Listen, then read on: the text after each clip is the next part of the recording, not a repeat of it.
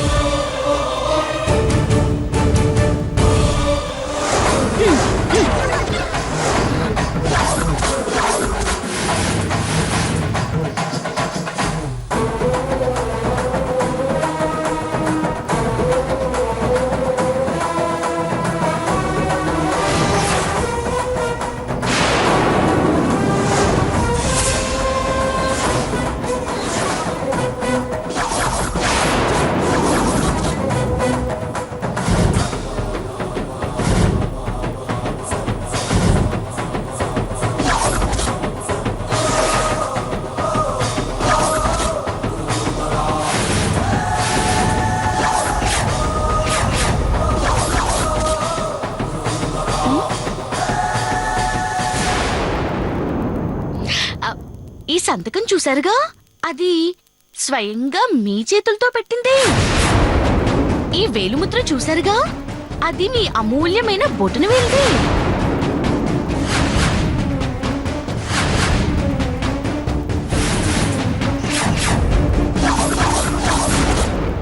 మోసం, దగ, కుట్ర అవి చేసేది మీరే. మళ్ళీ మీరే వాటి గురించి అరుస్తే ఎలా? ఇప్పుడు ఖాళీ డాక్యుమెంట్ మీద ఈ ఇల్లు నాదే అని రాసుకున్నానే అనుకోండి, ఏమవుతుంది? ఈ ఇల్లు మీ సొంతం అవుతుంది. అదే ఈ ఆస్తి మొత్తం నాదే అని రాసుకున్నాను అనుకోండి. లేదు లేదు, నేను ఆ వేలు ముద్ర సంతకం పెట్టలేదు. అంత మోసం మోసం మోసం. మరి అదే సంతకాలు వేలు ముద్రలు పెట్టించుకోవడం మీ ఒక్కరికే వచ్చు అనుకుంటే ఎలా? మాకు వచ్చు. మీరు కొంచెం ఆదమరుపుగా ఉన్నప్పుడు ప్లాన్ గా పెట్టించుకున్నాం. కావాలంటే ఏ లాయర్కైనా చూపించుకోండి.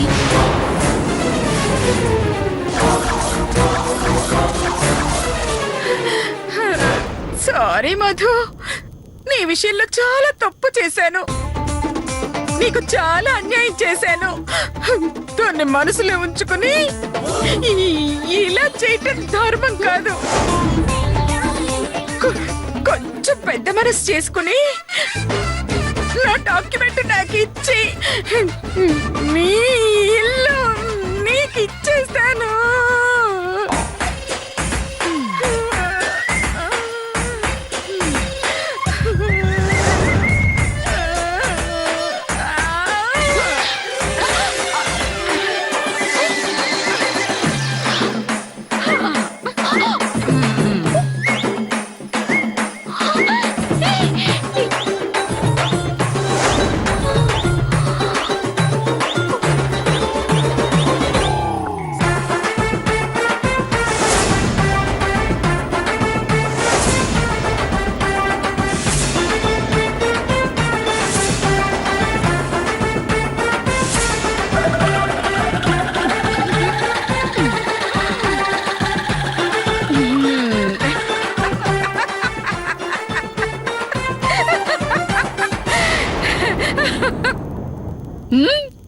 ఏంటి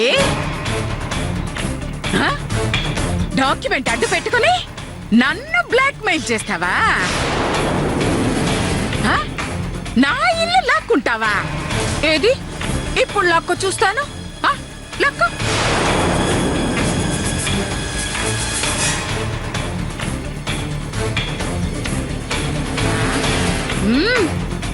ఏంటమ్మా మాట పడిపోయిందా?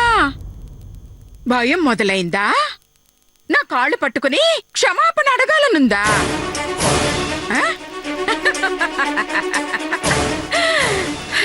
ఎంత కటింగ్ ఇచ్చావే, ఎంత బిల్డప్ కొట్టావే. ఈ అనసూయతోనే ఆటలా? ఇప్పుడేం చేస్తావే? ముత్యాల చెమ్మ చెక్క, రత్నాల చెమ్మ చెక్క, ముత్యాల చెమ్మ చెక్క, రత్నాల చెమ్మ చెక్క అని పాట పడతావా?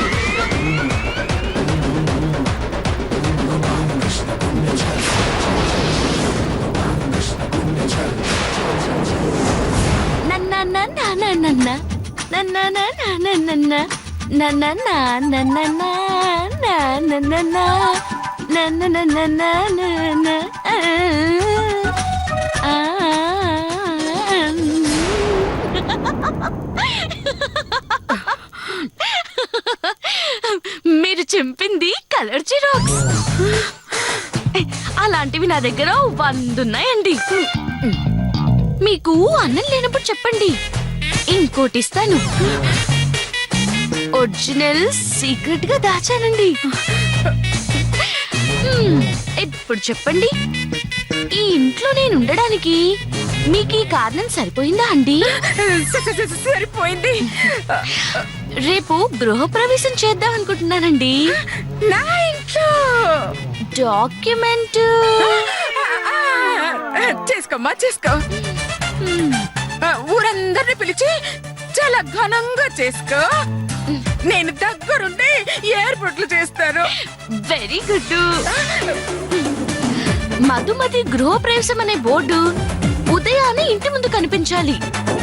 లేదంటే ఉదయం వరకు ఎందుకమ్మా, రాత్రి పెట్టిపించేస్తాను. మరీ ఓవర్ వద్దే, ఉదయాన్నే పెట్టించండి. అలాగే వస్తాను. హ్మ్. అయ్యో ఏ ఆగు. పిసినారితనం చూపించి బోర్డు చిన్నదిగా రాయించావనుకో. చచ్చా, 1,00,000 ఖర్చు పెట్టి పెద్దదిగా రాయిస్తాను, సరేనా? అలాగే ఆ. మీ కొడుకులకి కోడలకు కూడా చెప్పండి, నన్ను అనవసరంగా టచ్ చెయ్యొద్దు అని. ఆ, నీ జోలికొస్తే చంపేస్తాను ఆ వెధవల్ని. వస్తానమ్మా. అయ్యో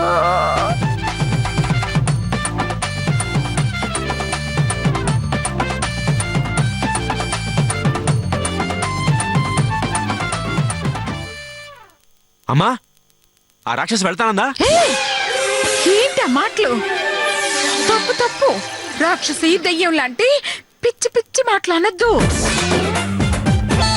ఆ మధుమతి వింటే బాధపడుతుంది.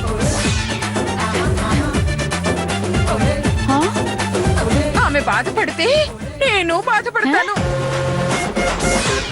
అయ్యో, చూడు, రేపు మన మధుమతి గృహప్రవేశం చేస్తుందంట.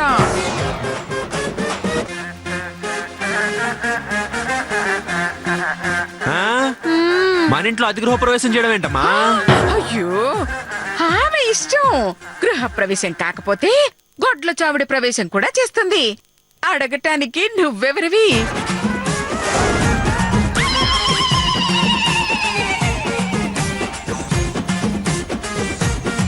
అమ్మా, ఇదంతా మాట్లాడుతోంది నువ్వేనా? అవునన్నా, నేనే మాట్లాడుతున్నాను. నువ్వు నా కొడుకు అయితే నన్ను విసిగించకుండా నేను చెప్పింది చెయ్యి. రేపు ఉదయానికల్లా మధుమతి గృహప్రవేశం అనే బోర్డు తయారు చేయించు.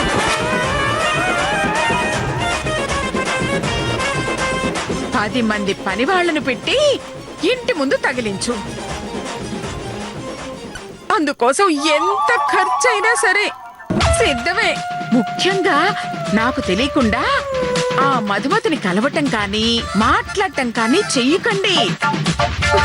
ఇది ఈ అనసూయ ఆర్డరు. కానీ అమ్మా,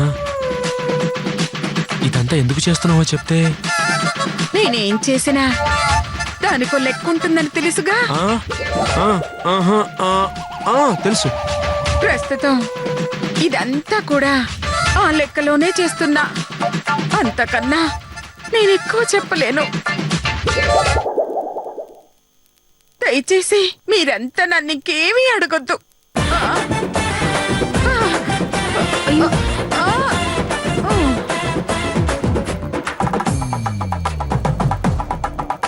అర్థమైందమ్మా, నాకు మ్యాటర్ మొత్తం అర్థమైంది.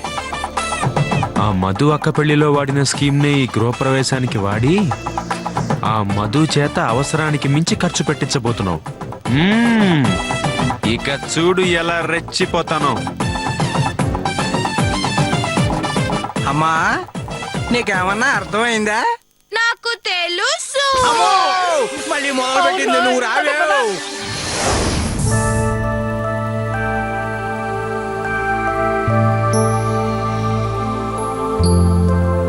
ఇల్లు చూస్తే పాతదిలాగే ఉంది, మరి గృహప్రవేశం అని చెప్పింది ఏమిటి? ఒరే శాస్త్రి, నువ్వు వచ్చింది సంభావన కోసమే గాని సంబంధం లేని విషయాల్లో వేలు పెట్టడానికి కాదు. అమ్మా మధుమతి, అమ్మా మధుమతి, మధుమతి. నమస్కారం గురుగారు. శతాయుష్మాన్ భవ. రండి రండి, కూర్చోండి. ఏమిటి తల్లి, అర్జెంటుగా రమ్మని ఫోన్ చేశావు? ఏం లేదు గురుగారు, ఈ ఇంటిని స్వాధీనం చేసుకున్నాను. మీరు మంచి ముహూర్తం చూసి చెప్తే గృహప్రవేశం చేసుకుందాం అనుకుంటున్నాను. శుభం. కాకపోతే ఇది అప్పుల అనసూయాదేవి ఇల్లు కదూ? అవును గురుగారు, నా అప్పు వడ్డీ తీర్చలేక నాకు స్వాధీనం చేసేసింది. కాకపోతే ఈ విషయం మూడో కంటికి తెలియకూడదు. దయచేసి మీరు కూడా. నిత్యం నేను ఆరాధించే ఆ స్వామివారి మీద ఒట్టు. ప్రాణం పోయినా మరొకరితో చెప్పను. అయితే ఆవిడ దగ్గర అప్పు చేసి ఆస్తి స్వాధీనం చేసిన వారిని చూశాను గాని ఆమెకే అప్పిచ్చి ఆమె ఇల్లే స్వాధీనం చేసుకున్న దాన్ని నిన్నే చూస్తున్నానమ్మా. ఏం మంత్రం వేసావో కాని భలే జలక్కిచ్చావు. కాకపోతే ఈ గృహప్రవేశానికి ముహూర్తం పెట్టింది నేనేనని ఆమెతో చెప్పకూడదు. పొరపాటున చెప్పావో నా పంచాంగం చిరిగిపోద్ది.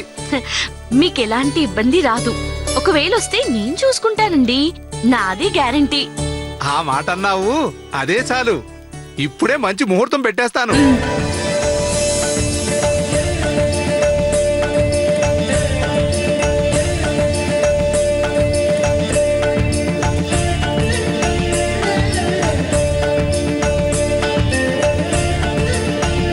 అమ్మా, రేపు ఉదయం 11:45 దివ్యమైన ముహూర్తం ఉంది.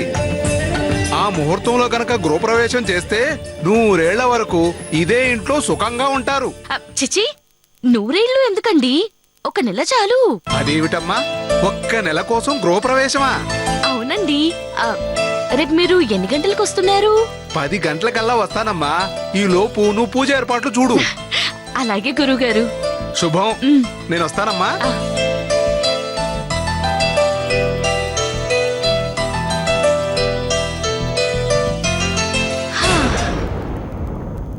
అనసూయ, నువ్వు మా అక్క పెళ్లి జరిపిస్తే నీ ఇంటి గృహప్రవేశం నేను చేస్తున్నాను. పెసినారితనంతో పైసా లెక్కలు వేసుకునే నీకు ఖర్చులతో చుక్కలు చూపిస్తాను.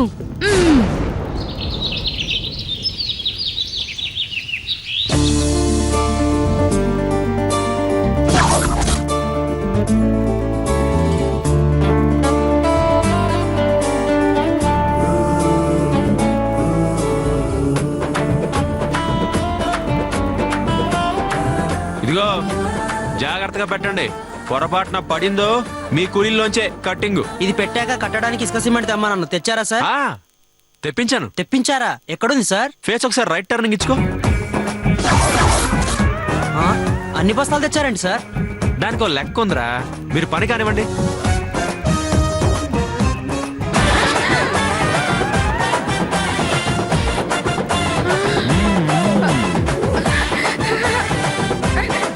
నాన్న చేతు అమ్మా, ఇట్రా. ఏంటమ్మా? ఏంటిది? బోర్డు పెట్టిస్తున్నానమ్మా. కరెక్టే గాని అంత పెద్ద బోర్డు ఎందుకు పెట్టిస్తున్నావు? ఏదో పిల్లల పలకలతో, శాస్త్రి గారి పిల్లకలతో చేయించుకోవాలి గాని ఇలా మన ఇంటి గోడంత చేయిస్తారా? అమ్మా, గ్రాండ్ గా ఉండాలని 10,000 పెట్టి చేయిస్తున్నానమ్మా. 10,000? ఓరి దేవుడు, అంత డబ్బు పెట్టి ఎందుకు చేయిస్తున్నావు నాన్న? నేను చెప్పలేదుగా శాస్త్రి గారి పిల్లకలతో చేయించుకోవాలి గాని ఇలా మన ఇంటి గోడంత చేయిస్తారా? అమ్మా, గ్రాండ్ గా ఉండాలని 10,000 పెట్టి చేయిస్తున్నానమ్మా. 10,000? ఓరి దేవుడు, అంత డబ్బు పెట్టి ఎందుకు చేయిస్తున్నావు నాన్న? నేను చెప్పలేదుగా. ఏంటమ్మా నువ్వు? అందరూ నీ కళ్ళలో ఉన్నది పసిగడితే నేను నీ మనసులో ఉన్నదే పసిగట్టేస్తానని నువ్వేగా అంటావు. అవును అంటాను. నా కొడుకు ఇలా చెప్తే అలా అల్లుకుపోతాడు అని నువ్వేగా అంటావు.